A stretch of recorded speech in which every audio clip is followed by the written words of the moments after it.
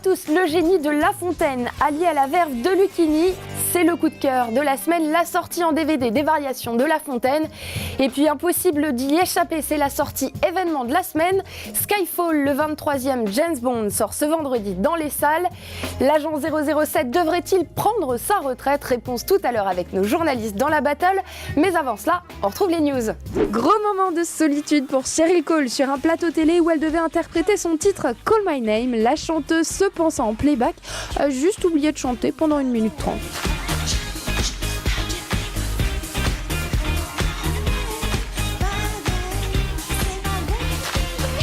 Et en même temps, faut la comprendre, hein, on n'a plus l'habitude de chanter en direct. On sait enfin pourquoi les Rolling Stones ont refusé de se produire à la cérémonie d'ouverture des JO de Londres.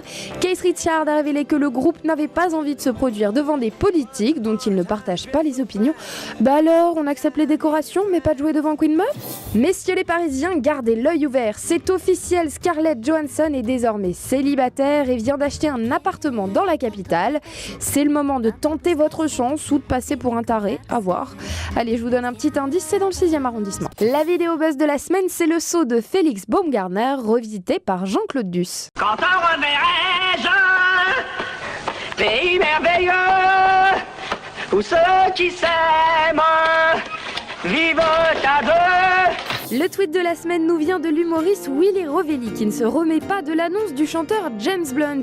James Blunt arrête la chanson. Merde, on va se suicider sur quoi maintenant? Allez, t'en fais pas Willy, va revenir. Europe1.fr a sélectionné pour vous 3 films dans les sorties de la semaine. Un drame primé à Cannes, Amour, une comédie musicale, Star 80, et le retour du plus célèbre des agents, Skyfall. C'est la Palme d'Or du Festival de Cannes 2012, Amour de Michael Haneke, qui avait enchanté la critique et ravi les festivaliers, sort ce mercredi dans les salles. Un film qui signe le retour flamboyant de Jean-Louis Trintignant, qu'on n'avait pas revu au cinéma depuis près de 10 ans. Tu ne vas quand même pas malmener ton image sur tes vieux jours. Tu me regarderais bien. Mais c'est quoi mon image? Tu es un monstre parfois. Non mais Guillermo, qu'est-ce qu'il y a? T'es devenu fou? Assieds-toi. Non mais je veux pas m'asseoir. Qu'est-ce qui se passe ici? Vincent et Antoine décident de monter une tournée des ex-stars des années 80, de Lio à Peter et Sloan en passant par Desireless. Bref, 1h40 de show musical sur grand écran, une comédie kitsch qui plaira donc aux nostalgiques du top 50. Les mecs, Jean-Luc Lay dans la place.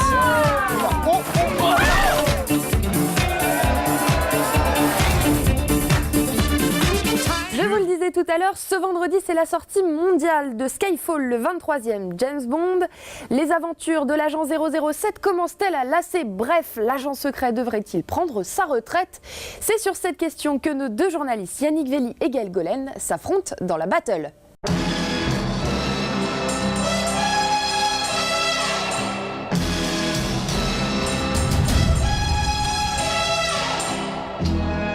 Voilà, moi ce que je propose pour James Bond, c'est la retraite à 50 ans. Pourquoi? Parce que c'est toujours la même chose. Moi j'aime beaucoup Skyfall, c'est pas mal. J'aime beaucoup Daniel Craig dans James Bond, mais voilà, c'est un cahier des charges James Bond.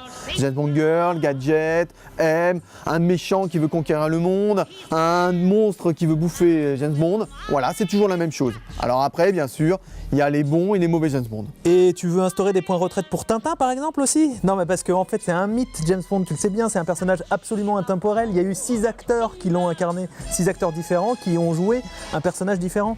Donc à mon avis, non, ça ne tient pas. James Bond, il est intemporel. Justement, l'occasion est belle. Là, la trilogie avec Daniel Craig est réussie. C'est vraiment l'occasion de partir en beauté, de partir au meilleur de sa forme. Puis moi, ce que j'aimerais, c'est un spin-off à la Avengers. C'est James Bond qui rencontre Jason Bourne, qui rencontre Ethan Hunt. Et puis là, hop, baston, et on décide qui est le plus beau. Compare pas James Bond et Jason Bourne. Franchement, c'est mélanger les torchons et les serviettes. Dans un cas, t'as le nervi qui tape sur tout ce qui bouge. Et puis dans l'autre, James Bond, l'élégance, l'allure, le côté très stylé. Et puis honnêtement, la vraie force de James Bond, c'est que c'est un réservoir à fantasmes, un truc qui nous fait rêver, nous les mecs. Yannick, Gaël, merci beaucoup. On se retrouve encore avec vous la semaine prochaine pour parler de Frankenweenie, le dernier Tim Burton. Et on passe à Fabrice Lucchini, homme affable, pour la première fois sort en DVD les variations de La Fontaine. C'est le coup de cœur de la semaine. Confinés par le sort dans un bois solitaire, nouveau Bellérophon vivait seul et caché. Il fut devenu fou. La raison d'ordinaire n'habite pas longtemps chez les gens séquestrés. rien ne pèse tant qu'un secret. Chaque couche d'un œuf. D'un œuf, oui, le voilà. Frais et nouveau pondu, gardez bien de le dire. Les variations de La Fontaine, interprétées par Fabrice Lucchini, sont disponibles en coffret CD, DVD et livret. Amour, amour, quand tu nous tiens, on peut bien dire adieu, Prudence. C'est fin, La Fontaine. C'est fin, c'est ça, puis c'est tout.